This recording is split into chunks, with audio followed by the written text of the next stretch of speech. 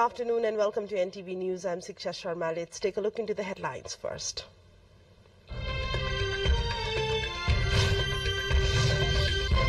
New Chief Minister of Koshi Province Uddhav Thapa sworn in, forms a 3-member cabinet, ministers without portfolios. Ordinance to criminalize loan sharking likely to be tabled at the Parliament today. Prime Minister to clarify opposition's queries in the House. US plans to send cluster munitions to Ukraine to defend Russian forces.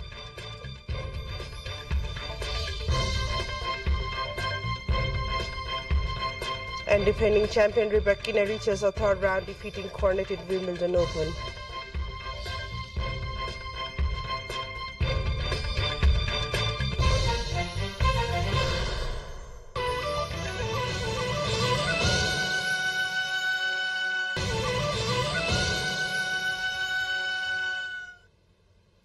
Welcome back to NTV News. Taking a look into news in detail now. Chief Minister of Koshi Province Uddhav Thapa, who was appointed to the post on Thursday, took the oath of office in secrecy today. Koshi Province Chief Parshuram Khapung administered the oath of office to Chief Minister Thapa as per Article 168(2) of the Constitution of Nepal. Likewise, Khapung administered oath of office to the newly appointed ministers Kamal Prasad Jabegu and Pradeep Kumar Sunuwar. The ministerial portfolios have not been allocated to Jabegu and Sunuwar so far. The ordinance introduced by the government to criminalize loan sharking is likely to move ahead in Parliament. The agenda to hold crosswise deliberations on the ordinance is set for today's meeting of House of Representatives. As per today's House of agenda, Minister for Law, Justice and Parliamentary Affairs Thanraj Gurung will table the motion seeking clause-wise deliberation and passage of the ordinance that has been designed to make amendments in some clause of the Civil Code. The House meeting has been scheduled for 3 p.m. today. Earlier, the ordinance became inactive as it missed the 60-day deadline to make a passage through the Parliament for it to become the law. This was mainly due to hindrances in regular House session due to opposition parties' protest over Prime Minister's remarks. The replacement bill was made after both houses approved the ordinance introduced by the government regarding loan sharking. Also, the National Assembly is meeting today at 12:29 p.m. Yesterday's session was adjourned following the obstruction from the CP and UML over Prime Minister Pushpa Kamal Dahal's recent remarks. Minister for Industry, Commerce and Supplies Ramesh Rizal is scheduled to present the Power Trade Bill 2080 Vikram Sambat in the House session. Likewise, it has planned for deliberations on the budget allocations to the Ministry of Finance, the Ministry of Labour, Employment and Social Security, the Ministry of Education, Science and Technology, the Ministry of Law, Justice and Parliamentary Affairs, and the Ministry of Agriculture and Livestock Development. And let's take a look into a short break here. More news follows up next, so stay with us. Welcome back to NTV News. Towards other update, the dengue infection is on the rise in the country of late. The number of dengue patients is increasing in the wake of monsoon, according to Dr. Gokarna Dahal from Epidemiology and Disease Control Division. Present season is vulnerable to dengue spread. Mosquito larvae found rife in the puddles caused by the rain. Dr. Dahal further informed that since the beginning of 2023, a total of 1,024 people are found infected with dengue. So far this year, a person from Sunsari lost his life from the dengue infection. The division's record showed that currently there are 46 dengue patients in Kathmandu, 12 in Lalitpur and 35 in Bhaktapur. Darchula has the highest number of dengue patients, 187, while Dhading has 131, Sunsari 75, Kaski 66 and Myagdi 29. The number of people consuming antimicrobial has increased in Nepal. 28% patients are using antimicrobials without doctor's prescription. According to a study releasing a study report on Thursday, Nepal Health Research Council has shared that 70% people in Nepal were consuming strong antimicrobials. Associate professors of microbiology at Tribhuvan University, Dr. Meghraj Banjara, who was involved in the study, shared this at a program. The antimicrobials are the medicines used to prevent and treat infections. According to the study finding, 28% people buy those on their own without doctor's prescription. Similarly, 22% do not meet to dose some of the medicines used without doctor's reference. are azithromycin, amoxicillin, cefixime, ciprofloxacin, and metronidazole. As per WHO standard, only 20 to 26% of patients can be prescribed antimicrobials, while 37.8% are using it in Nepal.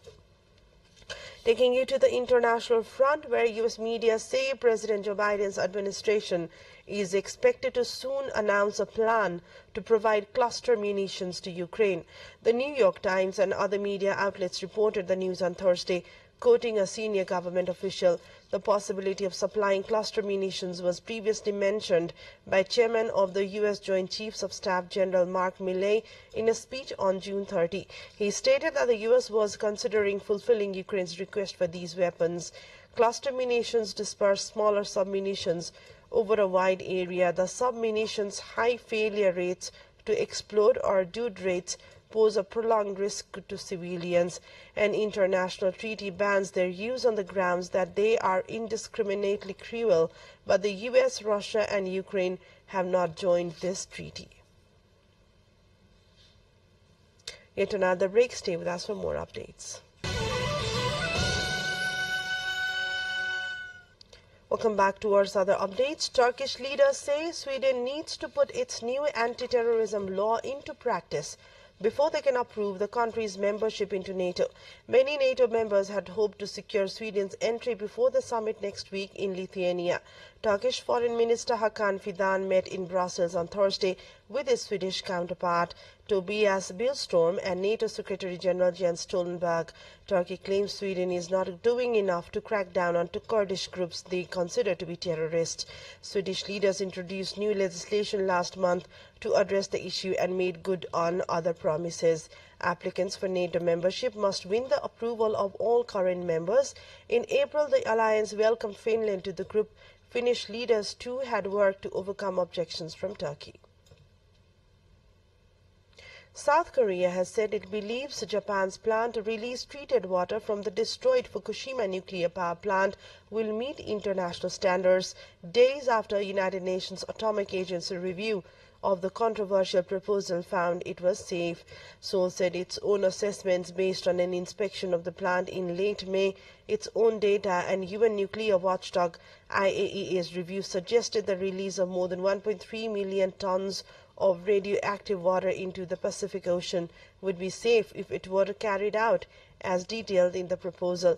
The proposal to release the water must have been used to cool the reactors before being treated and stored in huge tanks around the site has caused concern not only among Japan's neighbors but also among many Pacific Island nations which are still dealing with the legacy of nuclear weapons testing.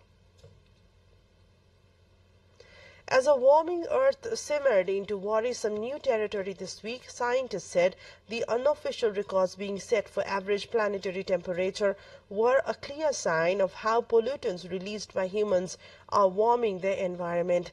But the heat is also just one way. The planet is telling us something is gravely wrong, they said.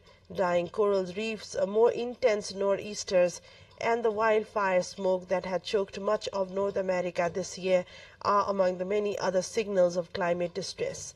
The World Meteorological Organization predicts there is a 98% chance that at least one of the next 5 years will be on the warmest on record, beating 2016 when an exceptionally strong El Nino is present. A quick look into our highlights of what's coming up next.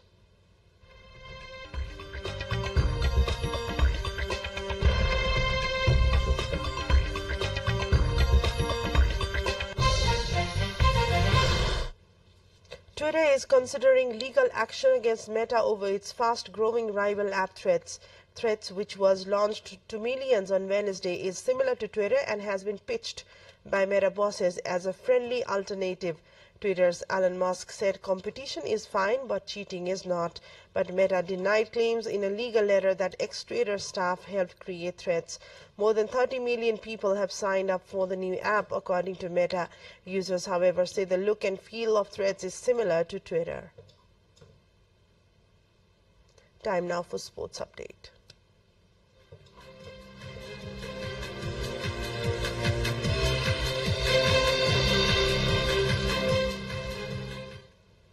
Defending Wimbledon champion Elena Rybakina reached the third round with a laboured victory over an injury-hampered Alize Cornet.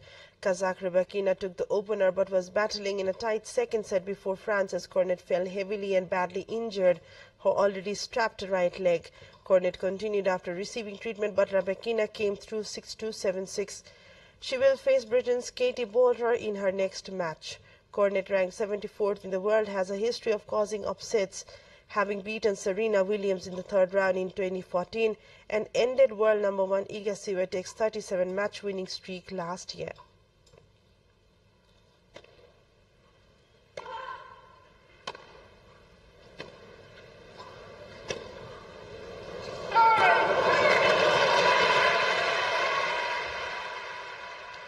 In a biggest shock of the Wimbledon tournament so far, Liam Broady, the Briton ranked 142nd in the world, ousted fourth seed and recent French Open finalist Casper Ruud in 5 sets.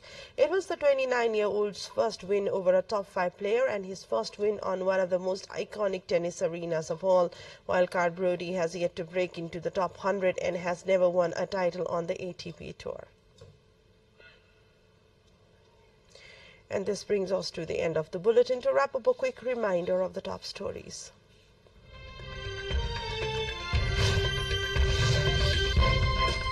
New Chief Minister of Koshi Province Uddhav Thapa sworn in, forms a 3-member cabinet, ministers not given any portfolios. Ordinance to criminalize loan sharking likely to be tabled at the Parliament today. Prime Minister to clarify opposition's queries in the House itself. U.S. plans to send cluster munitions to Ukraine to defend Russian forces. U.S. media say aid comes as part of a new military package worth $800 million. And defending champion Rybakina reaches the third round, defeating Cornet in Wimbledon Open, while Liam Broady oust Casper Ruud in the second round.